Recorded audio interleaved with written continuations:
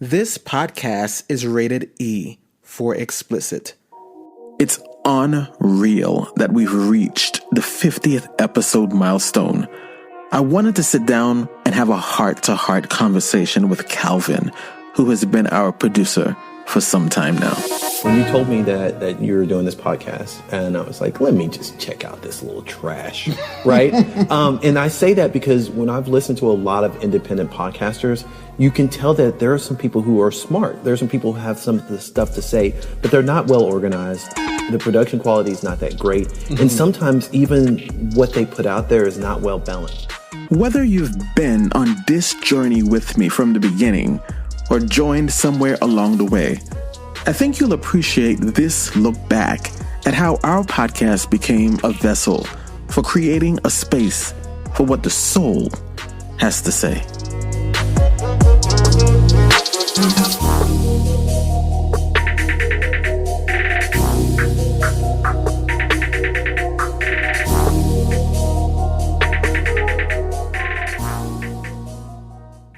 You met me in the midst of many things. Shedding skin, sprout wings. Looking at life as a spiritual being through a human lens. Having conversations with God about so many things. This show is your invitation. The poet God is the conversation.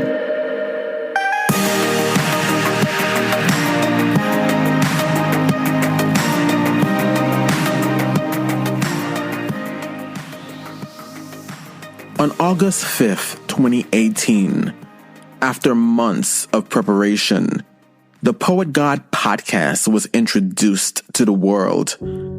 As with everything of importance I bring myself to, I gave it everything I had. And it took everything I had to produce it on a level I could be proud of. As a fan of many excellent podcasts, and having served as a judge for the Ambies Awards, an organization that recognizes the best and brightest podcasts around, I'm no stranger to excellence in podcasting. I placed high expectations on myself as a producer, and I continue to challenge myself to meet and exceed the high calling that this podcast is. But I couldn't have done that without Calvin, who has served as a producer for many episodes, the members of the board who have bared their souls on the most sacred of subjects, and you, who have placed us high on the top 100 charts for podcasts in the spirituality category, time and time again. Well, where we begin in the chapter of this story is the chapter Calvin walked in.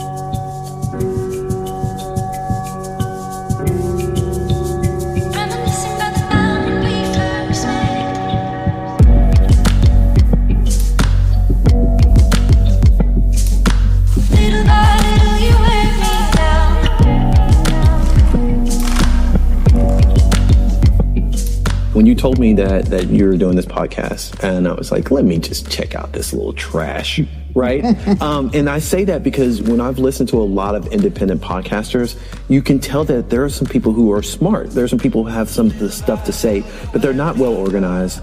The production quality is not that great. And sometimes even what they put out there is not well balanced. Like you take a viewpoint, right? And you put only yourself in it, right? And expect that that's what the world is, right? You know, instead of actually asking for other voices to help validate that or help you grow by giving you differences, right? Right.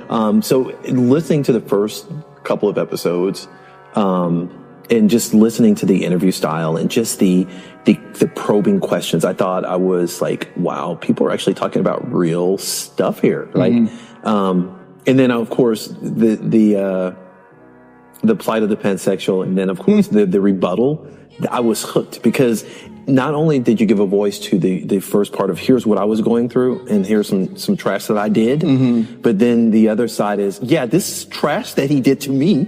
But it felt very balanced, because it wasn't a one-sided view of whatever the issue was. You got to actually see it from several angles, right? Yeah. Part of it is just the frankness of the answers, and the what do you call it?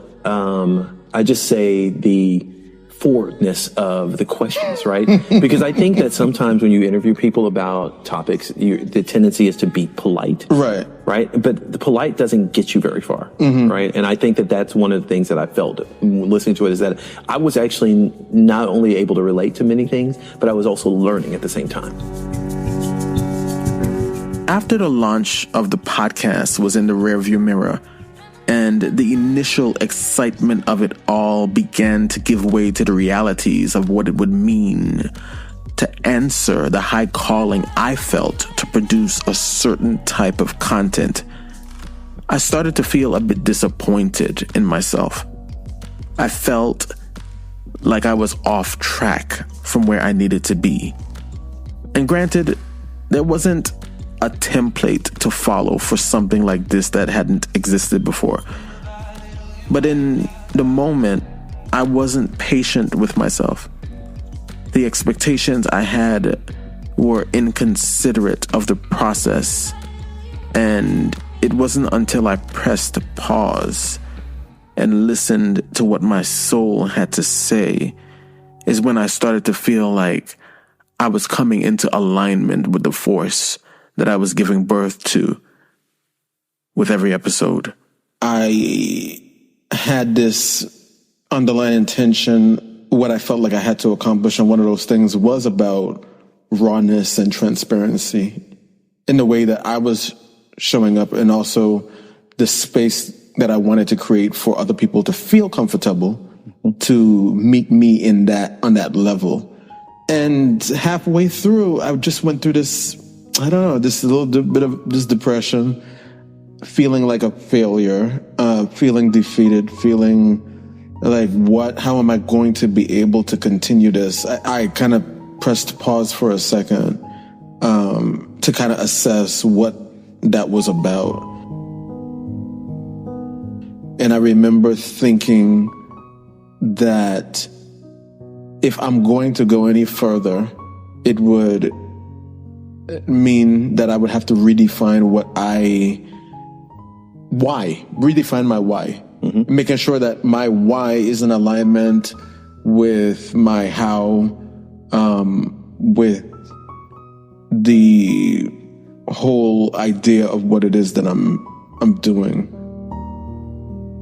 There was something that I was listening to, because I still used to listen to a lot of podcast business shows and videos. And there was one thing that I listened to that I think sparked that experience for me as far as just feeling defeated. And one of the things was this guy saying that, most podcasts don't make it past X number of episodes because of X number of reasons.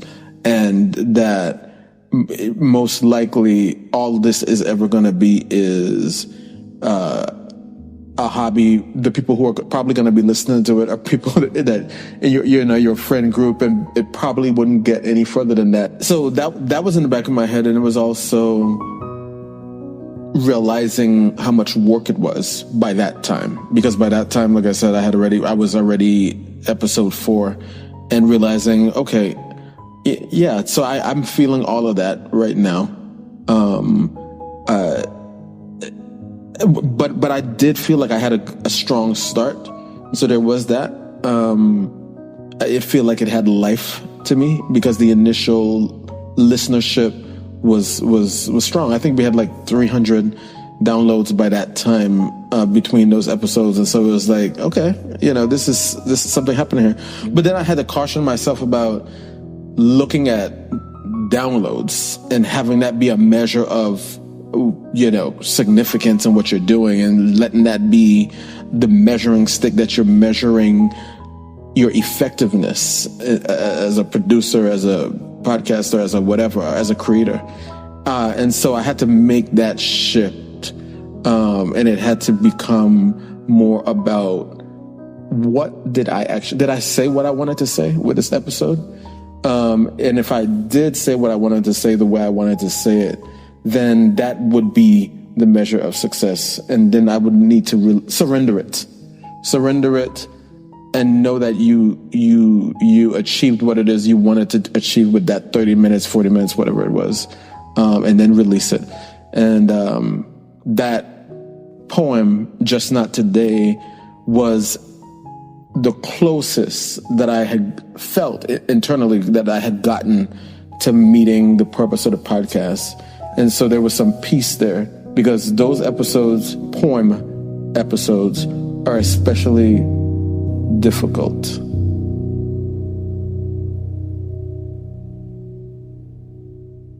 In the midst of the season 1 slump and the disappointment and depression I was experiencing, God reminded me that it was the exposure of this experience and others like it, where I'd be similarly vulnerable, that I needed to find a way, my way, to distill those experiences into content for the Poet God to live up to what it was meant to be.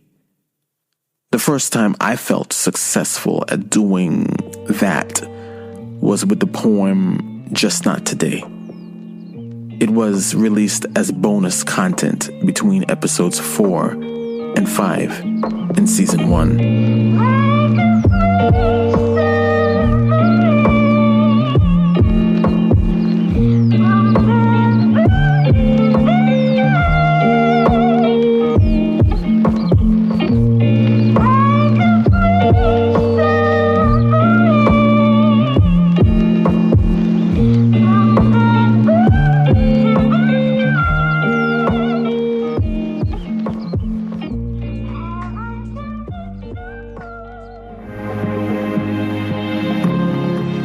My intention for this podcast is for it to be an enlightening experience of love.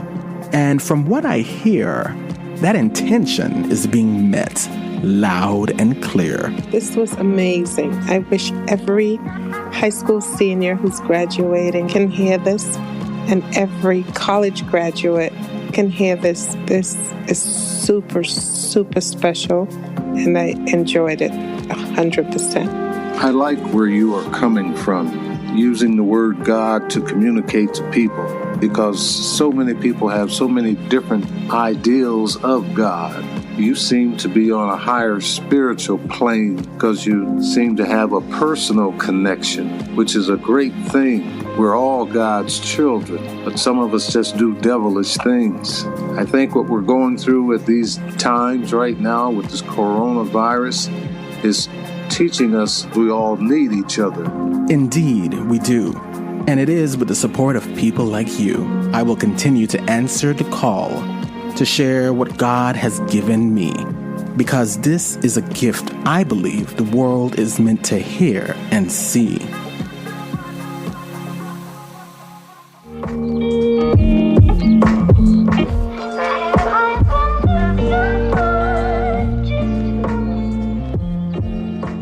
Although Just Not Today was released as bonus content back in season 1, since then, all of the poems released are as standalone episodes, free from the usual format of the longer episodes. I wanted that experience to be as pure and intimate as the content itself, as though you were listening to a song. Because to me, that's what poems are, heart songs. Maybe that's why creating that type of content remains the most challenging.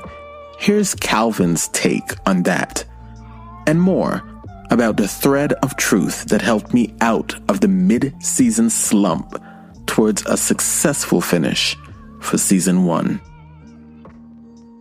In the poems, it's all about you. Yeah. And you're really pulling from yourself. Mm-hmm. Where the other episodes, you're pulling from other people. So that's a bunch easier. Yeah. Right?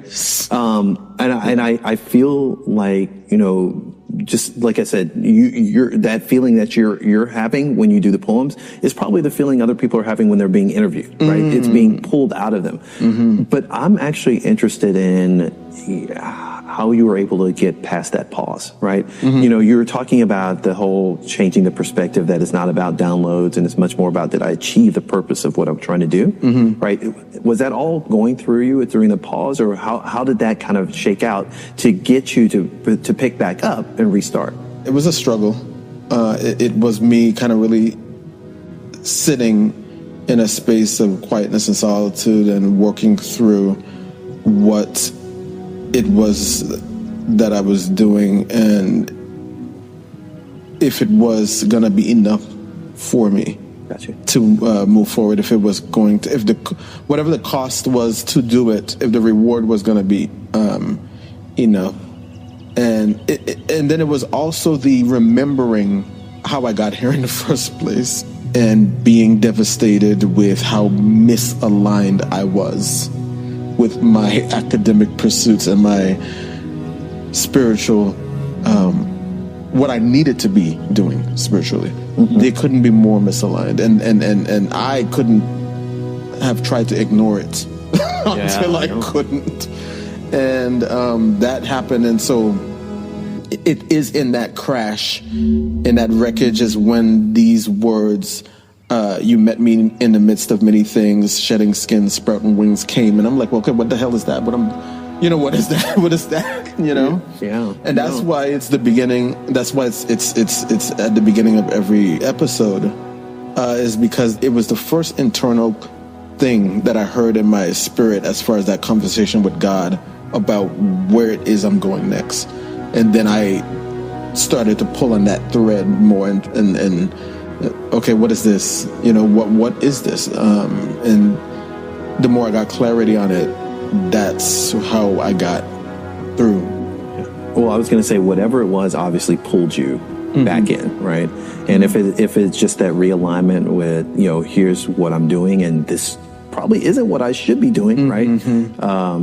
But I'm also wondering too whether or not the feedback from any of your listeners may have had some effect on you. The listeners, but it was also the guests. The people that I spoke to, what that experience meant to them. It's kind of one of those things that you could only hope for, but you don't know if that's actually what you're going to get. And having those one-on-one conversations with people that I felt were very different from me in a lot of ways, and looking and learning through the windows that they offered me and their perspectives.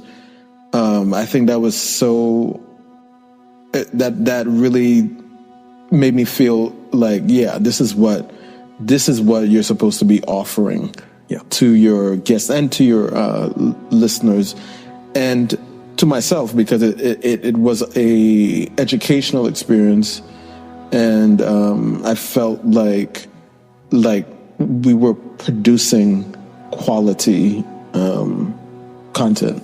And just thinking about after your break there, what was the rest of season 1 like? How did it feel?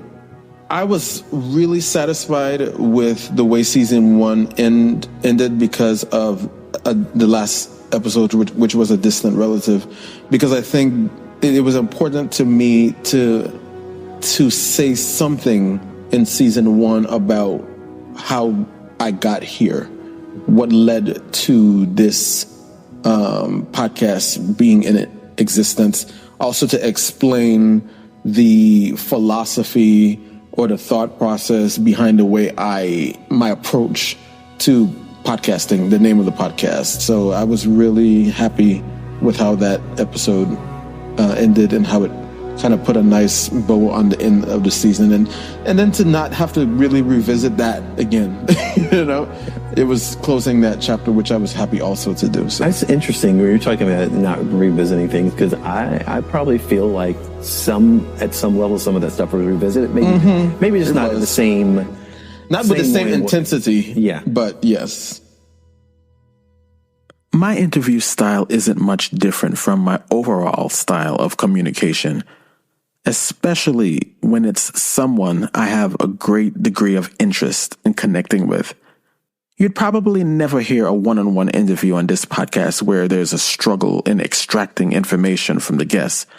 Because if I'm not connecting with you off air, I won't waste my time. Typically, guests and the topics around them materialize organically because the energy that they are giving resonates with me on some level. Okay, but of course, Calvin's take on it comes across a bit more comically. I can imagine that, there's probably some shyness, like, should I ask them this? I don't know if I've actually read any shyness there. It's just like, here, answer this. Oh my God. But there's definitely it's not like aggressive. Right. But it's still probing. I felt like a lot of times I was kind of flowing with where the conversation was going. Mm-hmm. My approach to a lot of those interviews wasn't to over prepare in terms of like writing down stuff. I'm not without direction, right? Mm-hmm. Let's talk about show notes. I know, right? I'm not going in without intention and direction in terms of where I want to go, but I do not like to be closed in the way that we're going to get there. I like to let there be room for different routes, right, to how we're going to get there. Because then I feel like if you're too rigid in the structure of how you're architecting things, then you might miss some opportunities to have some experiences that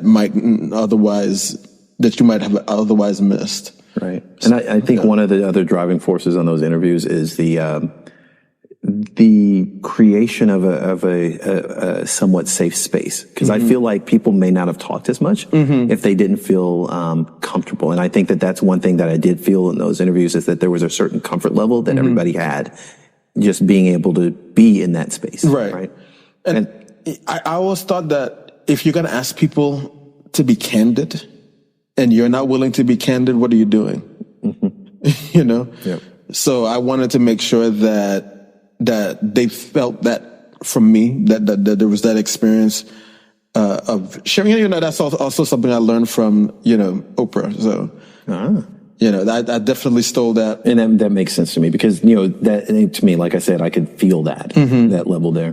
The shift in mindset that started for me mid-season of season 1 started to become evident in season 2.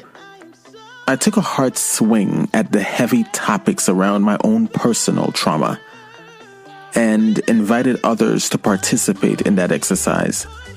That open invitation made way for a community of people who wanted to join me in cultivating a space of open, honest discourse around all sorts of topics that explore our relationship with ourselves and each other. I later introduced that community in season 3 as the board. Much like the role poetry holds, these are the people I trust to help create a safe space to unpack life with. And speaking of poetry, it became more and more centrally located in our episodes and helped me shape the identity of the podcast, as it should for a podcast called The Poet God. The poet that lives within me is God. And it is within that relationship I find and continue to discover everything I was born to be. So knowing that, let's get on to season 2. How was that? How did that kick off? Season 2 began with poems. I had an idea to kind of like do some episodes that were inspired by prior works of poetry that were unpublished or not. And that's the first 2 episodes were about that. They were called Sleeping Dogs No Longer Lie, which was one of my pieces in the book, Lies I Never Quite Believed. And then that followed by Bullies Will Bow. But that Bullies Will Bow episode was inspired by adult bullying experience that I had. And And I wanted to kind of like explore that topic of adult bullying because it wasn't something that I heard a lot of people talking about. And people tend to also, when you talk about that, are like, huh, what is that? Like adults are bullied? Like you're an adult, you know? And I'm like, well, let me show you what that actually looked like. I think it happens probably a lot more than people want to acknowledge. Yeah. Yes. And I think what actually plays out, people don't think of it as that. But that's actually what's happening. Yeah, a lot of passive aggressive people. Yeah. Right. I mean, there's a lot of that, you know, and I don't remember the episode, but I recognize the characteristics that you're talking about there. And it's actually kind of cool that you actually took a moment to stop and go, hey, y'all need to pay attention to this. That episode was before the board. Really came into form. Now that you brought up the board, I was waiting for that entry. That's funny. When did that concept come to you in terms of like getting these people together to be a part of something bigger?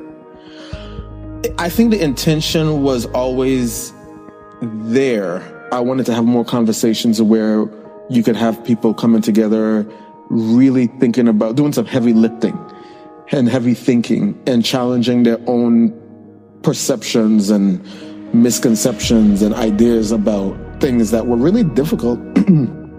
Also stepping into other people's shoes, because had you not been through the experience, you would really have to kind of take an honest look in terms of, okay, let me put aside my stuff, my lens, and let me really look and see what this feels like to me. One of the things that I wanted to unpack was how we can feel different things at the same time. We can love and hate the uncle that molested us. We can acknowledge that they did something that changed you irreversibly. And then you can acknowledge that you also had good experiences with them that, you know, were apart from that thing. And that those feelings can be both equally true. Yep. And you know, it's difficult, and that was the whole purpose of that exercise. It's not an easy thing, but just because somebody is one thing over here doesn't mean that means that they can't be another thing over here. And whether you're talking about molestation or anything, not so dark, we have dualities everywhere. And I wanted to start to explore that with the podcast, talking about dualities, because I think as human beings, we get locked into these perceptions that you're one thing or you're not, or because you're this, you can't be that, you know, and that's a lie. I think that the contrast that I'm finding that's very interesting to me is, you know, you went from a style where you were doing poems, started off where you were very introspective. You went to a style where you're interviewing other people and pulling stuff out of them. And then you mesh the two together. It's like, let's just all talk, and I'm going to have to share myself too, right? So you basically pulled yourself back into an area that wasn't always the most comfortable. It wasn't right? comfortable but, at all. But I do think that it was successful, because I think that I feel like, you know, most of us want to talk about ourselves, but we may be afraid to. But if somebody else is talking about themselves too, it makes it easier for us to pull ourselves out. And I think that's why I think that board format works well, right? It's because everybody is getting to share, and everybody kind of has to share for it to actually be successful. Yeah. Season 2 probably was the most difficult season, because I think that one took the most out of me so far. Just because of reliving what I had to relive to do those episodes. And I just don't want to do that again. Yeah. I don't think to do that again. I feel like what you're talking about is part of what you mentioned when you first started talking today, is that, you know, you went through an evolution. And I feel like every one of these things was a step towards that, right? But it also underscores something that I truly believe in, is sometimes you have to release before you can actually start to change. Yeah. And I don't mean just like, you know, the cliche about you got to forgive and forget or whatever, right? I just feel like when it's stuck inside you, right, it hinders you from growing. You got to release that out there, be like, I can talk about it. Right? And then it allows you to actually take a breath and figure out, is this something I need to actually give more attention to? Or can I move on from this, right? You start to actually be able to move over. And I think that a lot of the times in those conversations, right, it gives people the opportunity, even people who aren't part of those conversations, who are just sitting at home, the ability to do that with themselves. You know, do I need to actually start to think more about this topic with myself or not, right? In places where they may not be able to have those conversations with others. Yeah, I think that's the real hard work of growth and evolving and doing that work with yourself, within yourself. So yeah, I think season 2 offered people who had not been willing to have those conversations to maybe take a look at it, to rethink it. Yep. One of the things that I really also like about season 2 is how it ended, which again, here we go, with Hope's Die. It was a poem about reframing disappointment and allowing disappointment to be an empowering experience rather than something that cripples you. I'm so happy that I was able to put that into words in a way that served me, you know. And it's funny you say that too, that serves you, because I feel like this is something we've talked about before, is when people put stuff out there, a lot of the times they're trying to impress somebody or give somebody else something, right? Instead of doing it based on what you need or what you're really trying to say, right? And I love the fact that it wasn't really about, are people going to like this? It's more of like, I need to say this. It's a message I need to hear, right? Yeah, because by that time, I had already, my mindset had already changed into, listen, I'm making a podcast for myself. You know? I'm glad if you like it, but it's something that I need to do for me, regardless of who likes it. And that is really the measure of success that I've evolved to. Like, that's what it is. It's like, listen, it might not be for you, and that's fine, because it's for myself and possibly another few. It's a couple thousand.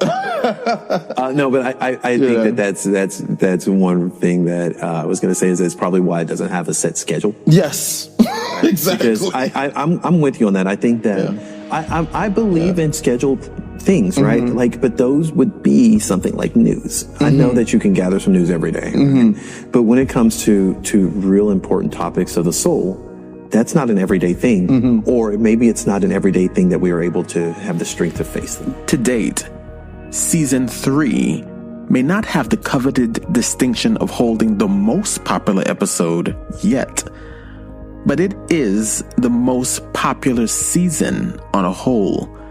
It has the most episodes in the top 10 for good reason. Highest among them? Don't make me say it. In any case, those conversations continue to reward. Let's talk for a second about the making of the board. I want to ask you about the make up the board, right? Like, what was your thinking there in terms of the people you invited to be part of the board? Well, that was kind of something that was very organic, because that year was when I met you for the first time. I met Nick for the first time. I met Aaron. And then we already had Gary, Aman. And so we were doing this hangout thing, right? Where we were hanging out every Saturday, cooking.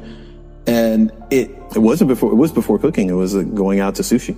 Yeah, well, it was that. But then it just became an organic thing, because the conversations that we were having over the cooking and over bonding and over hanging out were conversations that I felt were worthy of the podcast in terms of the intention and the vision that I had. And I thought the conversations were conversations that people could benefit from, because, you know, it was a diverse group of people with different perspectives coming from different age ranges. and the way you guys engaged each other. First of all, it was very entertaining. And it was a lot of laughter and fun, good energy, you know? I wanted to share that experience with people in a way that was something that, over a topic, right? A way that I could curate, but also a way that I could let be as organic and raw as I had experienced it outside of a studio. So that's what I wanted to do. I think, and it still serves, you know, serves so well. And since season 3, I mean, it's been like, it's the best, some of the best of what we do. So I'm thrilled that you guys keep giving of yourself so willingly. So let's talk a little bit about the standouts and the obvious one. Right. I'll let you say it. Pass the black penis. Right. I think it's important as a topic because I think it is such a, I think that is something that so many black men can relate to, right? But the thing is, you remember that episode was not a planned one. It wasn't an episode that we set out to do. We were talking about something else. We were talking about the black tourism where the ladies are going to get their black men's. Right. We talked about that. But the episode that came before it was Experiences of Love. Okay. And that episode is what led into Past the Black Penis, because Aaron had talked about how there was that article. I think it was him who had talked about the article. I can't remember about the specifics of that, but there were a few different things that kind of was like kind of happened organically that led into, okay, this is what we're talking about. And it kind of started with that article where just like I was describing, talking about how women would go to these islands or African countries and pay for black men. Right. That was the draw. But it led us to start talking a lot more about what that really meant about being objectified as black men, right? And not just by white women, right? Yes, and not just by white women. How we objectify each other, how we, the competitions and stuff. So I think it was a great expo into that. And just like I said before, I think a lot of black men can relate to it. But at the same time, I think it causes interest because of those people who aren't black men who are listening to it. Oh yeah, definitely. Because as we know, a few white men were upset about it.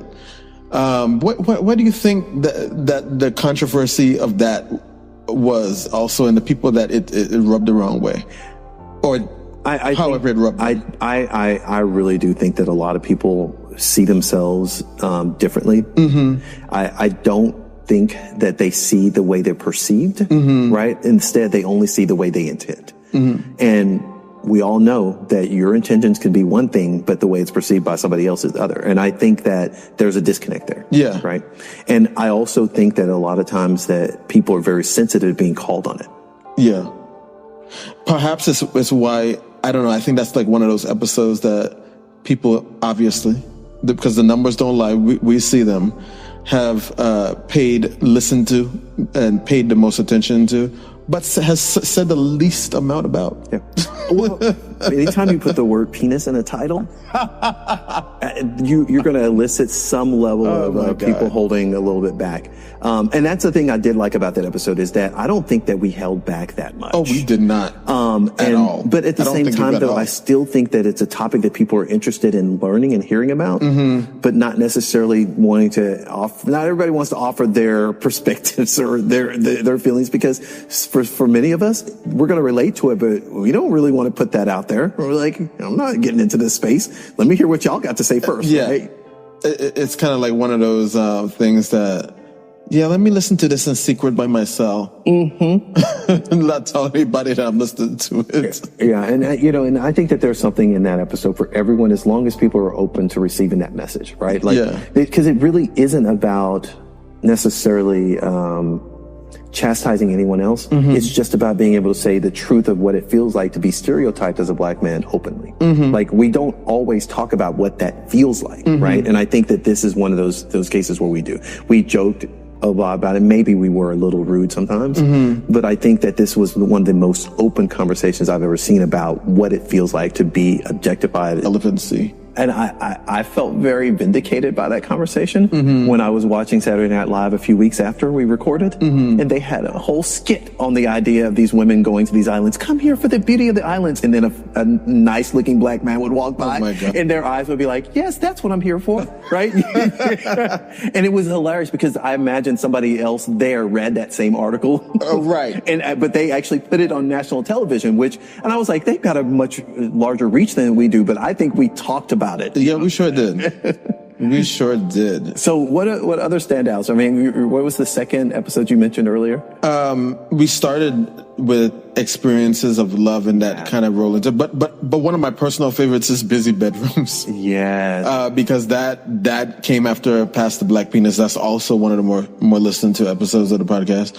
Because it talked about, open relationships and so forth, and what happens in a lot of our these open relationships and so forth. It was Wait a minute. definitely. I have a quote though, and so y'all can go back and re-listen to this episode and to hear Akil say, sometimes you spice up the bedroom to the point where nobody can eat the shit. Right. That's in the actual trailer. It's not even like an exact quote, but I remember that so much because it was the funniest line that I thought to describe that situation. Because there are those situations can be really helpful for people, but they can also be really problematic. And I thought you summed it up pretty much there. If you can't tell, some of the most fun I have in creating this podcast is making the trailers. Episodes like Busy Bedrooms gave me a lot to, shall we say, get busy with. They say two is company. Can you continuously have sex with other people without that shit invading your current relationship at some point? 3, a crowd. These open relationships are one-sided. There is a certain level of selfishness that starts them. But what happens when busy bedrooms get a little too loud? And that's why I think these scenarios where people bring other people in their bedroom to spice up their love life ends up putting too much spices in the pot. And then nobody can eat the shit. Exactly. Listen to Busy Bedrooms, Season 3, Episode 4. And after you follow the Poet God podcast on your favorite podcasting app, a quick search of the Poet God on Twitter and Instagram will connect you to just what we have on tap. And if you're not that social, at thepoetgod.com, we got your back.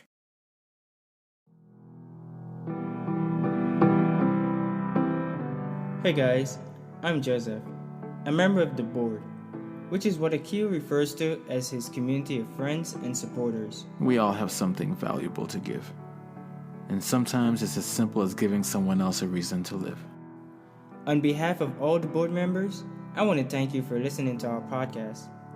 Akil's success is our success, and we want you to be a part of the community we are building. It's not enough. It's not enough. Because you are the very foundation we must build it on. It's not enough to tell people that they matter. We have to show them. Like my friends showed me. So tell a friend, leave a review, and keep in touch. We want to hear from you because it all matters. Just as you do.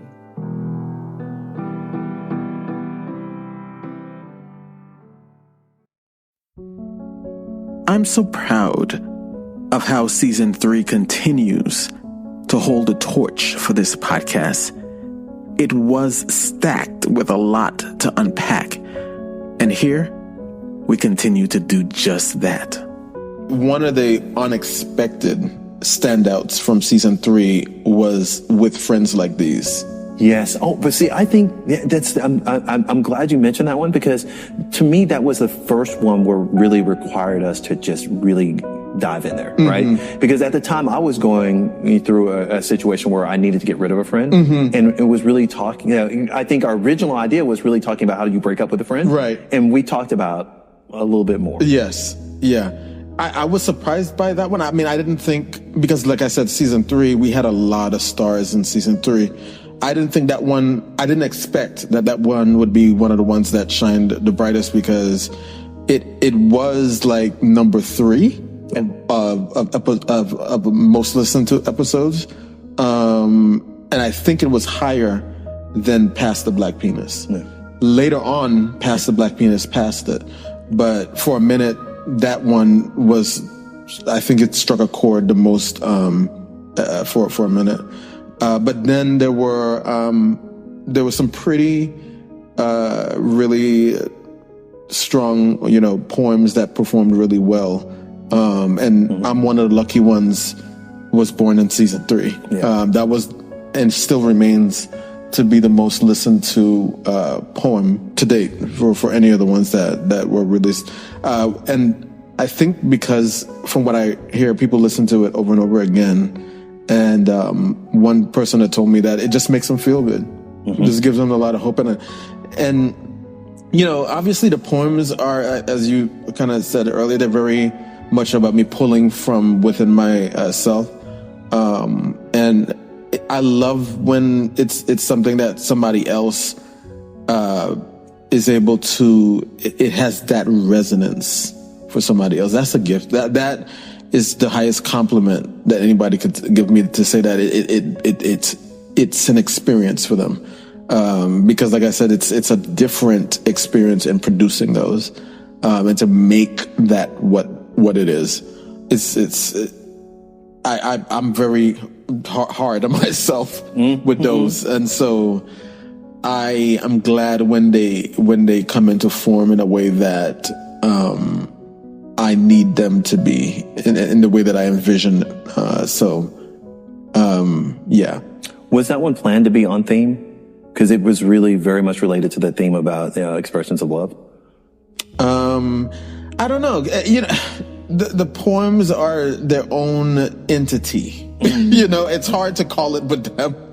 They really. Sometimes I really don't know where they come from. To be honest, okay. I can't.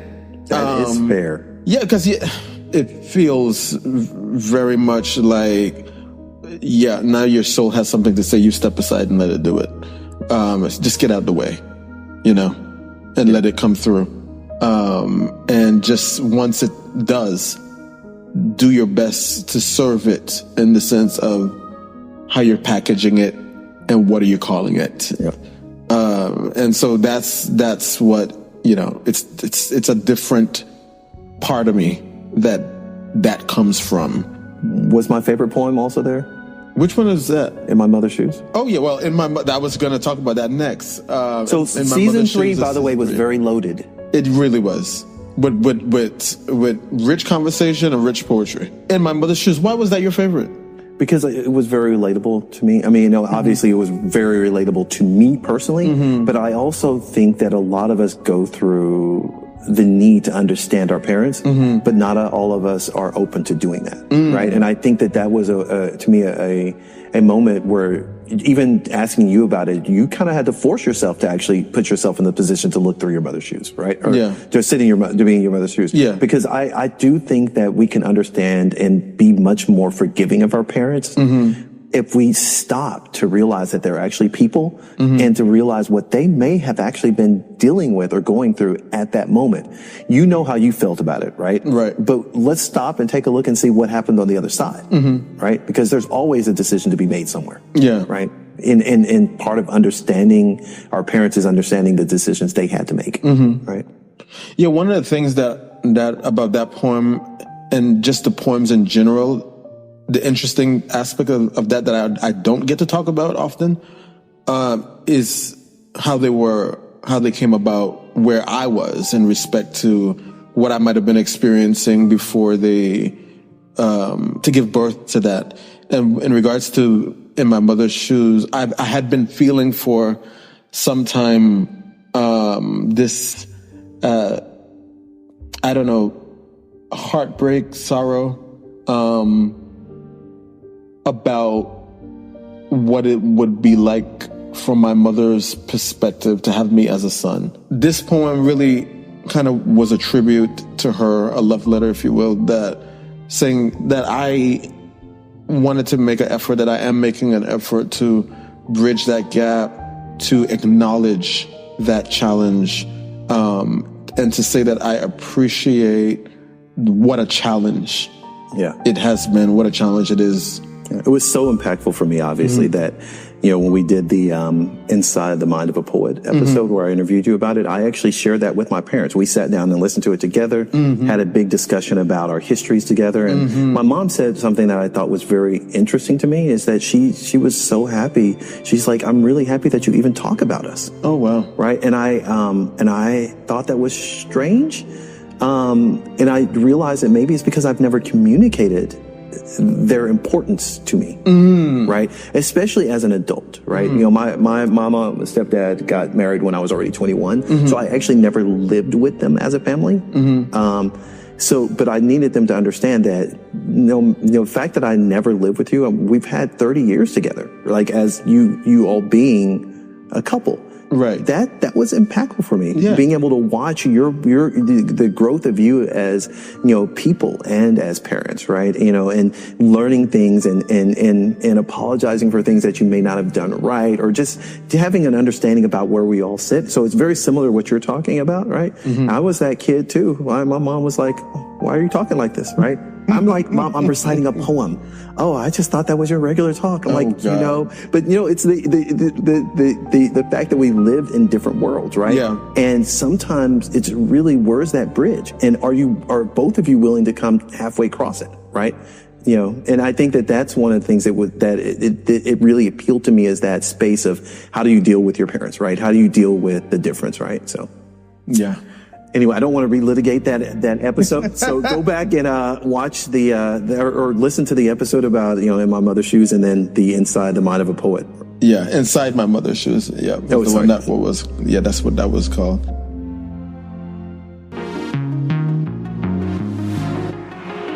What do your friendships say about you? Are they a toxic cocktail or a healthy brew? We're not talking as much anymore. I'm not calling you anymore. We're not texting anymore. Do they encourage growth, or are they like weeds around your throat? I have had the craziest issues with letting people go, because I really believe that people can change. Sometimes people do change, just not with you. Do they enlighten and enrich you, or do they drain and deplete you? Sometimes loving somebody means letting them go. I love you enough to where I'm going to give you the space to transform whatever your process is. I love you enough to recognize that I'm not serving or supporting you in that. I sat down for a conversation on this topic with my friends, who I refer to as the board, to analyze the costs, the benefits, and the profound rewards. But sometimes we get a little off track. That's another conversation, another show, when we drink and the shit we say, or do, or the pictures that we send. I'm sorry. Okay, stay on topic. But in the end, we always bring it back. Listen to With Friends Like These, Season 3, Episode 6. And after you follow the Poet God podcast on your favorite podcasting app, a quick search of the Poet God on Twitter and Instagram will connect you to just what we have on tap. And if you're not that social, at thepoetgod.com, we got your back. Add it up. Season 3 was hard to beat, but we found ourselves back at it in season 4, and I think season 4 was really reflective, introspective as well, because we did start doing the Inside of the Mind episodes where we kind of talked about what was the genesis of a lot of the poetry. And I think it was very needed, because this podcast is very poetry heavy. right? That's a big part of the identity of the podcast. I mean, so it's called the Poet God. I know. So it was important, I think, for us to start talking about the meaning of unpacking a lot of the poetry, talking about the meaning of a lot of the things that are expressed. So we started the season that way, and then we had a poem called "Confessions of a Toll Booth Cashier." It was inspired by me working for Georgia 400 Toll Plaza, and what the experiences was like being in that role as a cashier, dealing with thousands of people a week. And you could only imagine. No, I can. Yeah. So but the favorite thing about that time and that poem, after it was written, I shared it with my fellow co-workers at the time who were cashiers and who were doing other whatever their jobs were at the Georgia 400 Toll Plaza, and it really changed the experience of what it was like to work there. People looked at me differently after the poem. I think they saw me because they realized that I saw them. Yep. And it was never the same after that. And the way that shift happened, I just thought it was beautiful.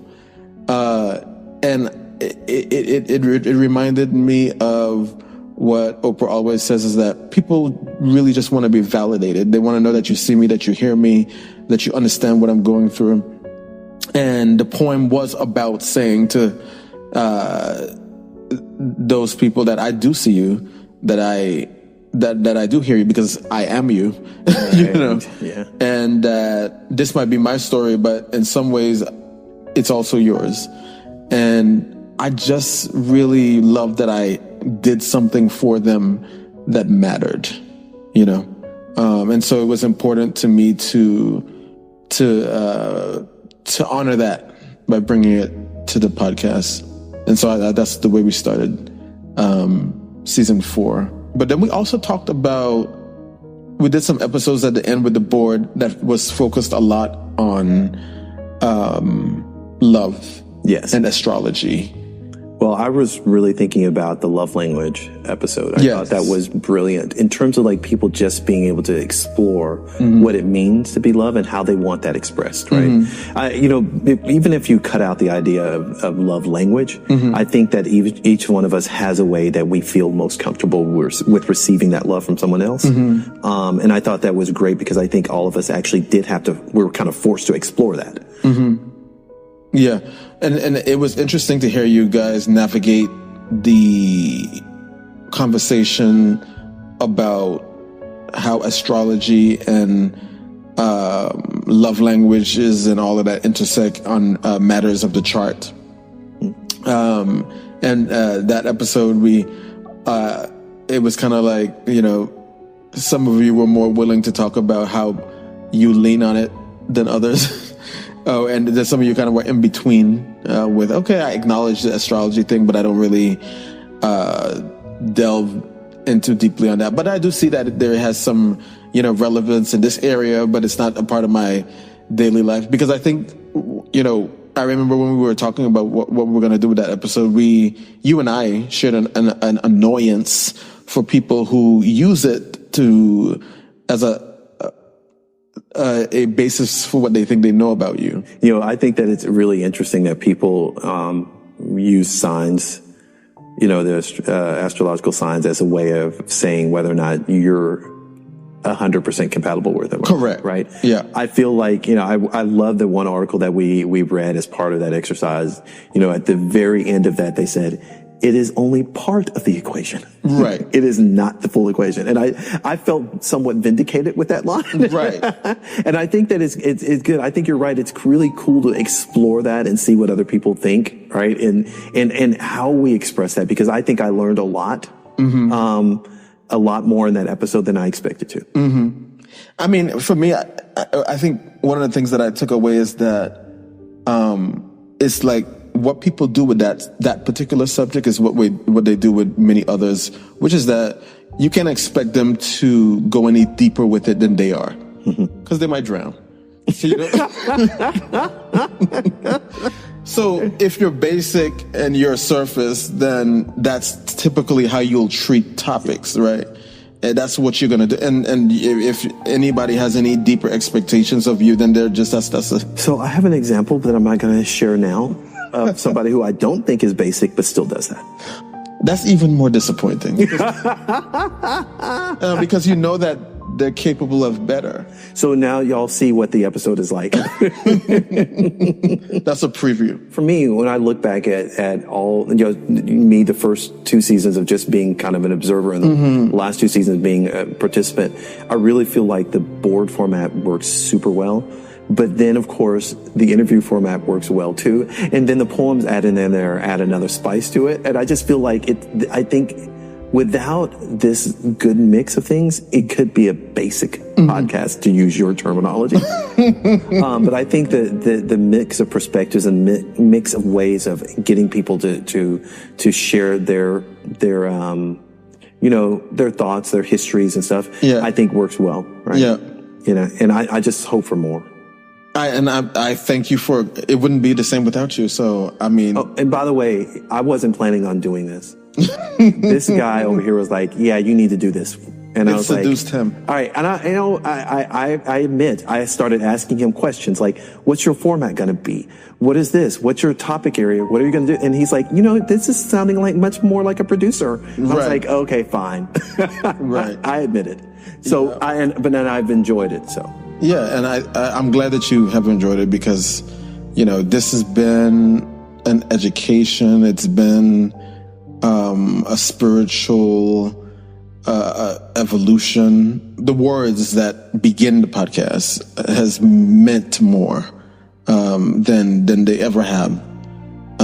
50 episodes later, I can't believe it's been 50 episodes. But yeah, and we're closing in on 10,000 downloads. And you were worried about your 300. I don't know. I mean, and that whole download thing. Listen, I don't know. Now that I've released that in season 1, I guess it doesn't have it doesn't mean what it would have meant. I guess back then, if that was what my why had continued to be. But now I'm just what I think about is just what we accomplished in those 50 episodes, what we did in terms of quality of programming. I listen to a lot of podcasts and I've never heard another one like this. You know what I'm saying? Like the identity of it to really be a part of producing something that is truly unique. I'm just glad that I was the one that God chose to do this podcast. And so I will continue to be of service in that and do what I can to make it what it is, as long as I'm able to do that. And so I'm grateful for everything that has gone into that and the people that have come together to make that possible. It's all been very organic. Yeah. I think that makes it even stronger. Yes. Is because it's not something where you're really trying to force the issue. You talk about people saying, I just want to have a podcast, right? But what does that mean, right? What is that about? What is it that you're trying to express? And I feel like, just like you said, the organic there was never a question about what it is we're going to talk about. And we may have a poem that we're going to start with, right, or a movie that we start with, but the expressions were all organic. Everybody came with whatever was their true feelings, right? Some of us were a little bit more open than others, but at every step of the way, people were true.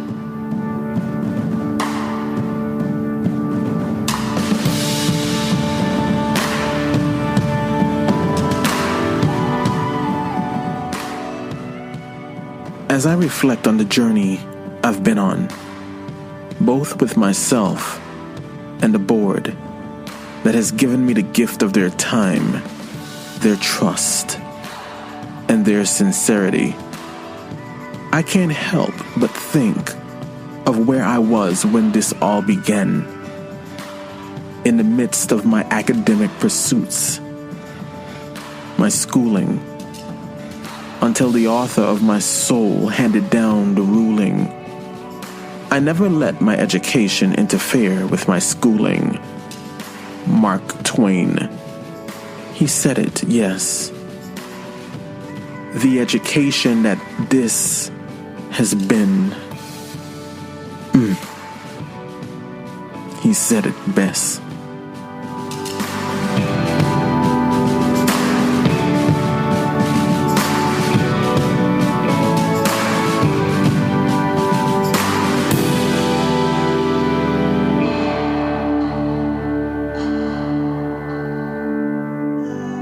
I'm Akil Johnson,